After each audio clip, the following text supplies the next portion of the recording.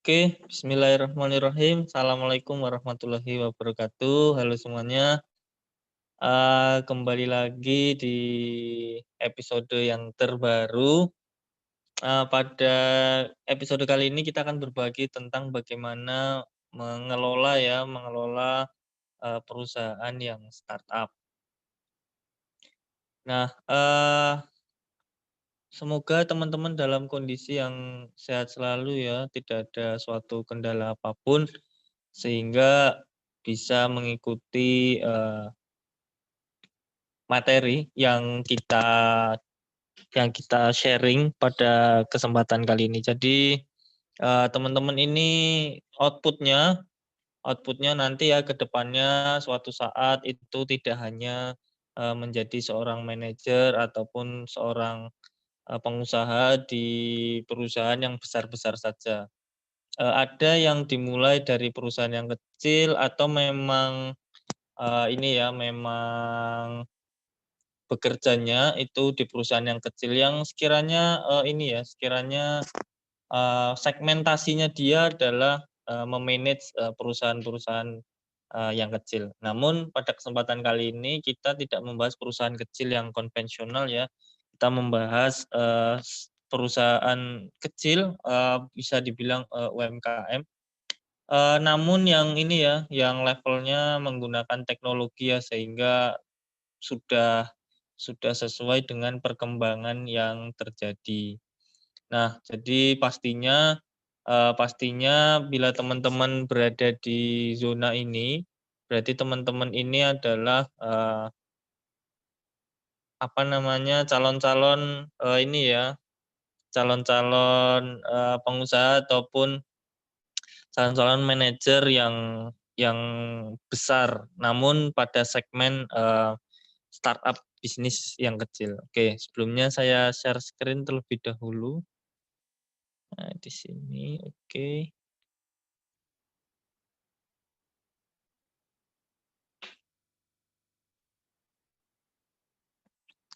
Nah, dalam memulai bisnis baru sebenarnya kegiatan ini sudah dilakukan sejak tahun 1970 ya, dengan jumlah bisnis di sektor ekonomi pastinya, tapi di Amerika ya, di Amerika ini, mendukung tumbuhnya, angkatan kerja karena, sektornya lebih banyak dan juga lebih mudah ya dalam proses seleksi. Pastinya karena, perusahaan dengan kategori small business itu pasti lebih mengutamakan pada keterampilan ya, lebih kepada bagaimana memberikan kontribusinya, kepada perusahaan secara signifikan. Jadi lebih ke teknis biasanya. Nah, jadi, selanjutnya adalah kaitannya bila teman-teman itu ngobrol atau ngomongin tentang, startup tidak jauh, pembahasannya juga tentang entrepreneurship. Nah, di pembahasan tentang entrepreneurship itu juga pasti akan membahas bagaimana proses dalam memulai, usaha ya. Jadi tidak serta-merta, tanpa perencanaan, tanpa, persiapan ujuk-ujuk buka gitu, ndelalah langsung ada gitu nggak bisa. Atau mak jegagi hadir, nah itu nggak bisa. Jadi harus ada perencanaan-perencanaan yang sesuai dengan kebutuhan, walaupun skalanya adalah, bisnis yang kecil gitu atau, small business. Selanjutnya di bagian, perencanaan itu walaupun small business, startup gitu juga tetap, mempertimbangkan tentang asumsi resiko dan juga, reward yang akan kita peroleh. Jadi pasti ada resikonya ya, walaupun skalanya tidak sebesar bila kita, bekerja atau memiliki perusahaan yang besar dari awal gitu. Jadi, level resikonya pun berbeda namun tetap ada. Maka dari itu harus direncanakan dengan sebaik mungkin supaya kinerja dari bisnisnya ini, optimal dan juga menekan resiko-resiko yang sebelumnya sudah diprediksi. Nah, ada 5 jenis ya, pemilik small business ini. Jadi bila dikategorikan mungkin ada 5 ini, tapi bisa saja lebih banyak lagi ya, tinggal tergantung pada sumbernya dari mana gitu, sumber dan, pengujian datanya dari mana gitu. Nah, di sini berdasarkan studi yang dilakukan oleh Jan Kelovish, Partners tahun 2000 ya, dan bisa jadi ini masih berlaku karena pasti masih banyak perilaku atau pola pikir, dari ini ya, pengusaha yang memiliki usaha startup bisnis ini, termasuk atau tergolong dalam 5 jenis ini, makanya, teori ini masih digunakan. Yang pertama dengan porsi paling besar itu adalah, pengusaha dengan kriteria yang idealis, pasti ya, karena dia punya pemikiran yang jauh ke depan dan menginginkan sebuah bisnis dengan kondisi yang dia harapkan gitu dari awal. Jadi sudah pasti ya, pemilik usaha ini pengennya punya usaha yang sesuai dengan harapannya. Namun, eee, s tidak tidak apa namanya, tidak mengutamakan atau mengesampingkan asumsi-asumsi yang lain ataupun kurangnya, menerima realita yang ada gitu bahwa kondisi perusahaannya itu tidak bisa langsung sesuai dengan harapan gitu, harus melalui beberapa penyesuaian-penyesuaian. Nah, untuk pemilik bisnis yang idealis, ini biasanya memang, membuka usahanya itu dengan hal-hal yang baru dan kreatif ya. Karena dia memiliki harapan yang tinggi, maka dia pastinya akan membuat usaha dengan, cara out of the box. Jadi yang tidak tidak ada sebelumnya, lalu dia yang membuat gitu. Nah, itu porsinya sangat besar ya, 24%. Walaupun kategorinya dalam small business, tapi tetap ada namanya kebaruan. Namanya juga, sudah terjadi perubahan zaman, maka harus beradaptasi dengan adanya perubahan. Jadi bisnis pun atau jenis bisnisnya pun juga mengalami perubahan. Maka yang out of the box itu pasti lebih menarik daripada yang lainnya. Lalu setelah, jenis yang idealis, di bawahnya satu tingkat ada pengoptimal. Jadi di sini, pengusaha ini biasanya, mendapatkan kepuasan pribadi dengan menjadi pemilik bisnis. Jadi, selama orang tersebut adalah pemiliknya, maka dia sudah merasa puas sebenarnya. Jadi kayak lebih ke pasif ya dibandingkan dengan yang idealis tadi, dia benar-benar, ini yang membangun dari bawah sampai, memiliki kondisi yang sesuai dengan yang diharapkan. Nah, sedangkan yang pengoptimal ini dia lebih kepada agak pasif ya, dia merasa bahwa, bila saya sudah menjadi pemilik bisnis maka itu cukup, sedangkan sisanya saya akan memberikan support kepada, pengelola yang berada di bawahnya gitu.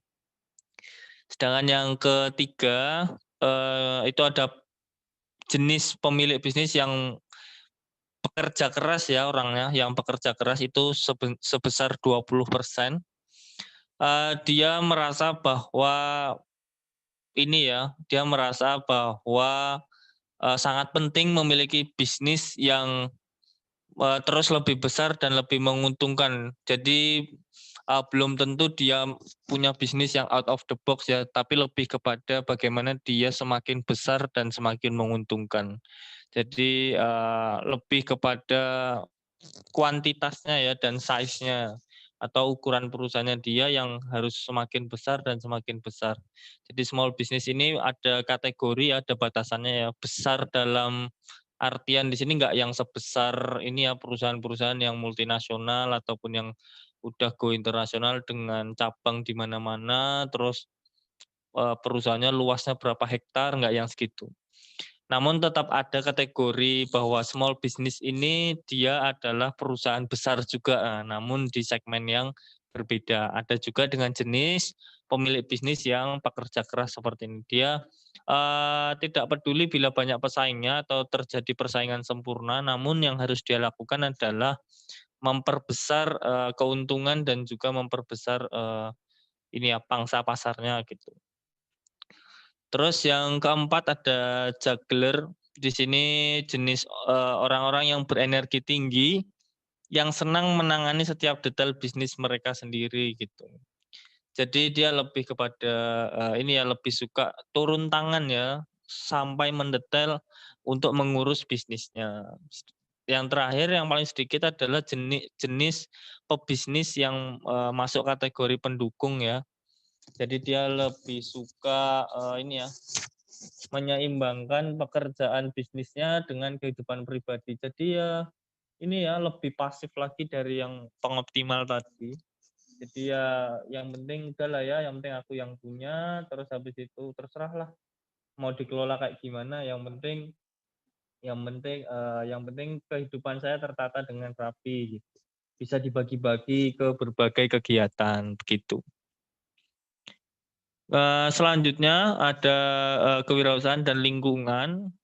Jadi adanya turbulensi di sektor teknologi dan matinya banyak perusahaan rintisan.com itu sama dengan meningkatnya kekhawatiran tentang perusahaan kecil yang bersaing dengan bisnis besar.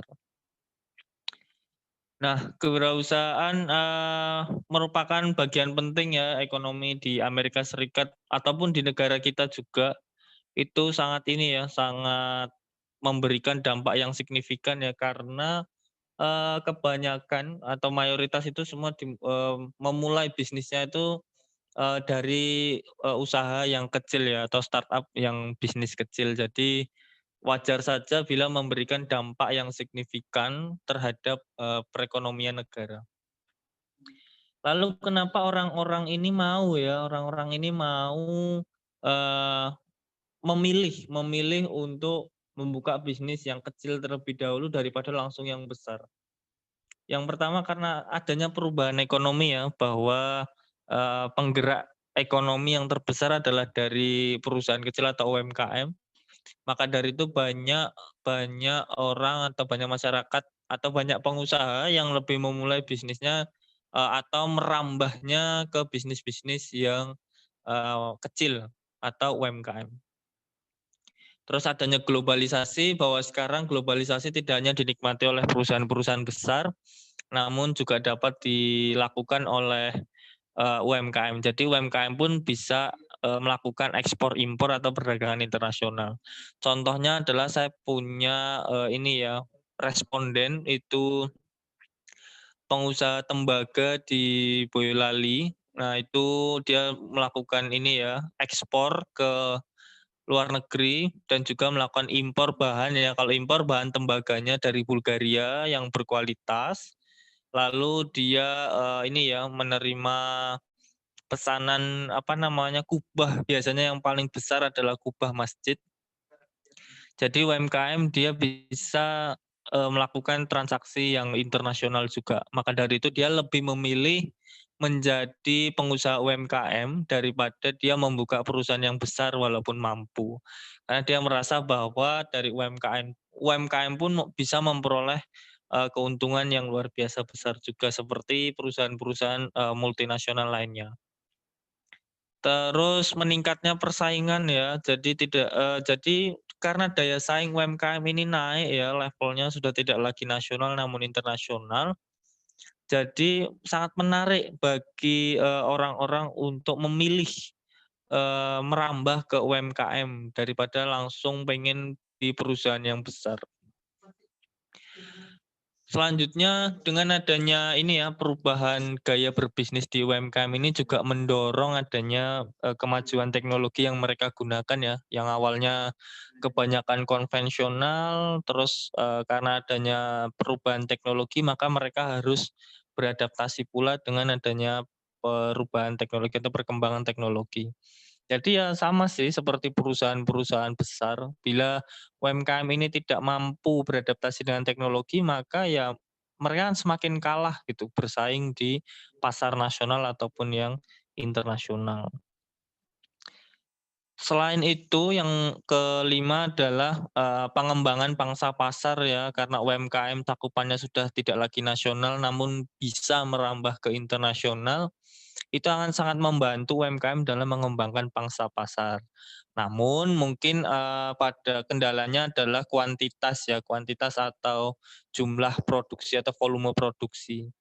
Bila UMKM ingin besar, ingin pangsa pasarnya luas, maka harus meningkatkan, ini ya, meningkatkan produksi atau kuantitasnya. Namun itu bisa apa namanya, diberikan alternatif solusi dengan apa, dengan cara bermitra dengan UMKM lainnya yang sejenis, sehingga ketika satu UMKM dapat proyek, yang sekiranya itu bila digarap atau dikerjakan satu UMKM itu tidak akan mungkin mampu gitu. Maka dari itu bermitra dengan UMKM lainnya sehingga, UMKM itu akan maju secara bersama-sama. Nah dari situlah akan meningkatkan daya saing dari UMKM di dalam industri yang sejenis.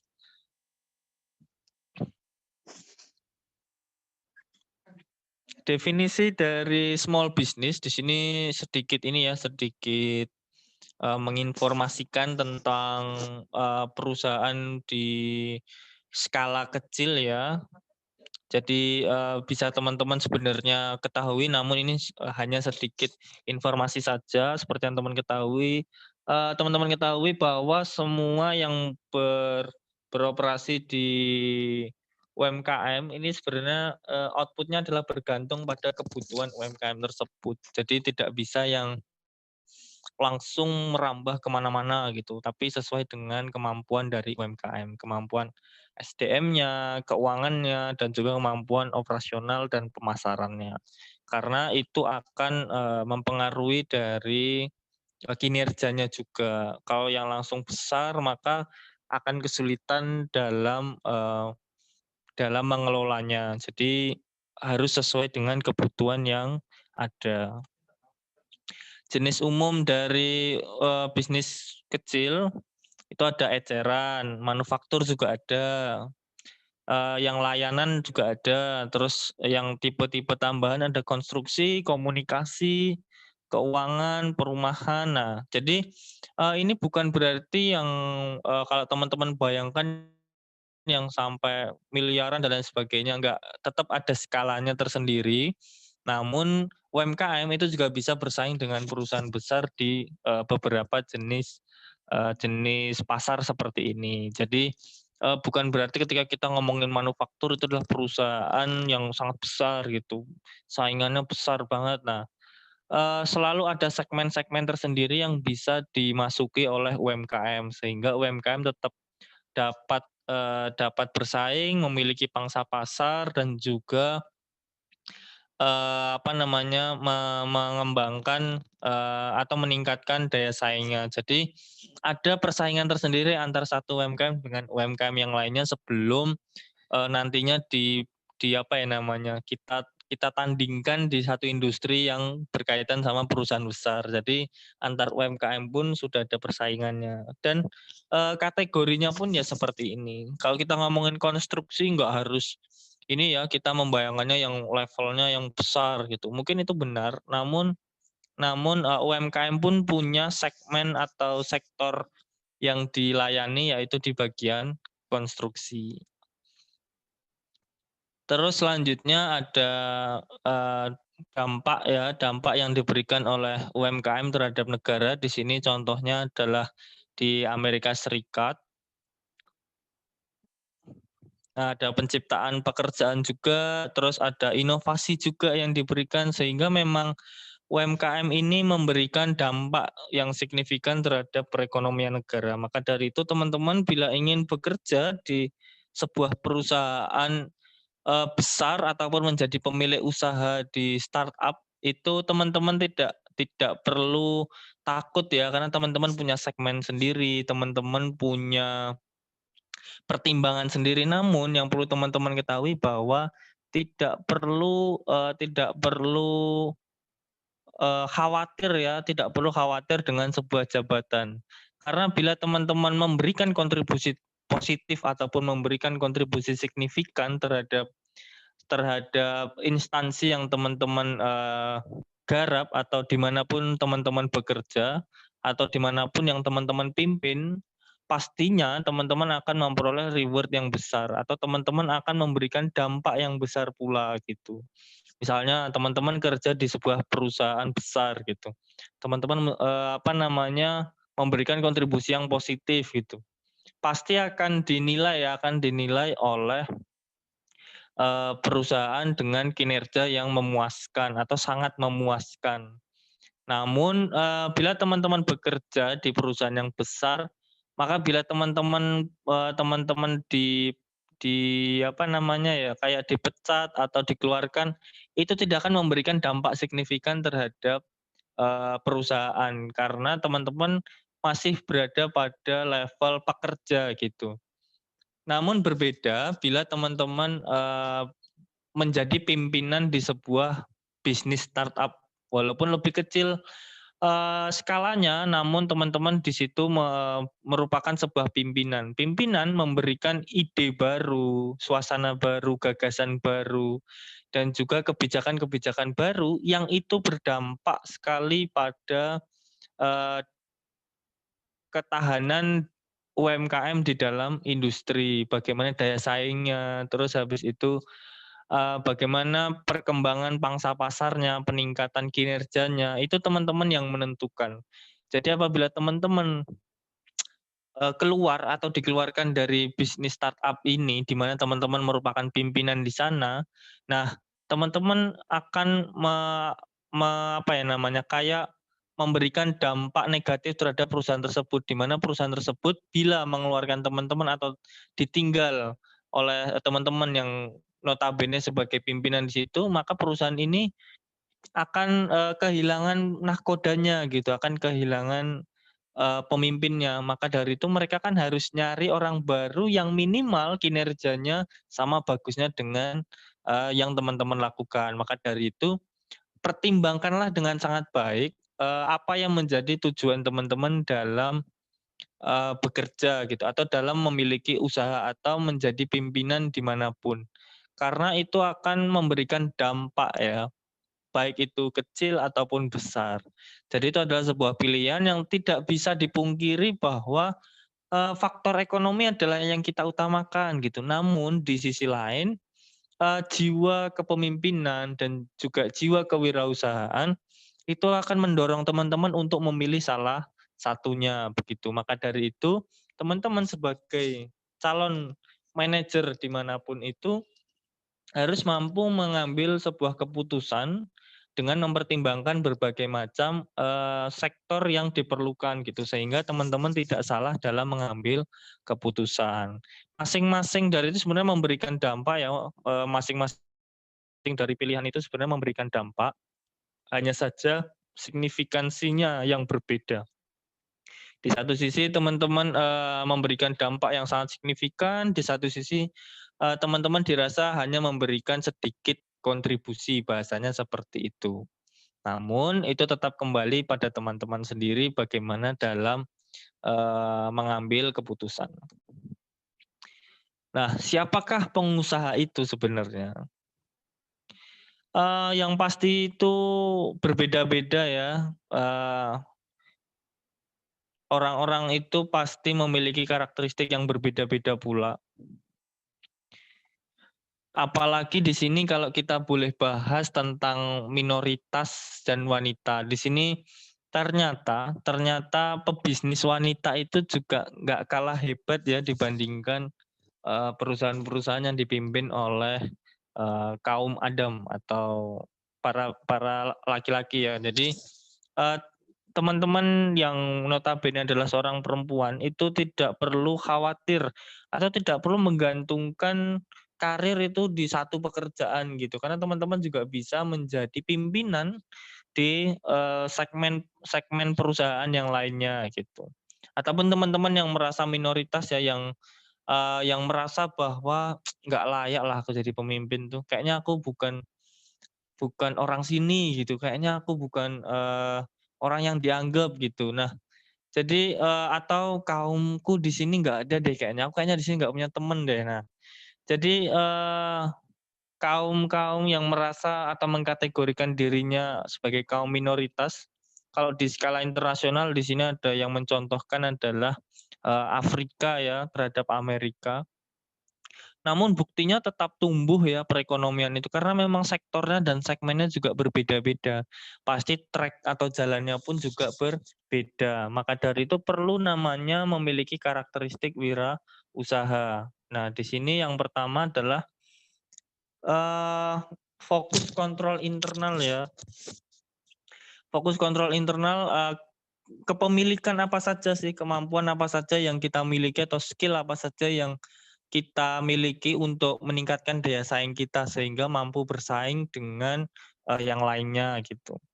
Terus toleransi terhadap ambiguitas sejauh mana kita menurunkan idealis kita ya dan mulai menerima kondisi realita, lalu bagaimana kita mengkombinasikannya sehingga itu menjadi sebuah peluang baru.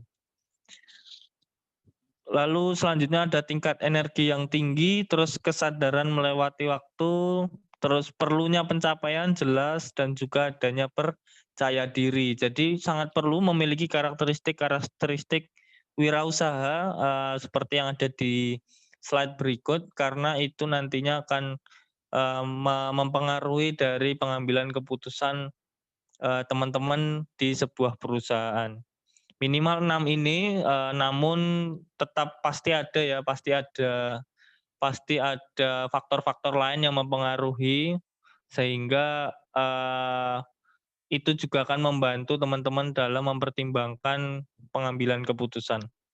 Mungkin itu saja yang bisa saya share, nanti bila ada yang kurang bisa ditambahkan atau bisa diberikan referensi. Sampai bertemu di episode selanjutnya. Wabillahi taufik wal hidayah. Wassalamualaikum warahmatullahi wabarakatuh. Bye.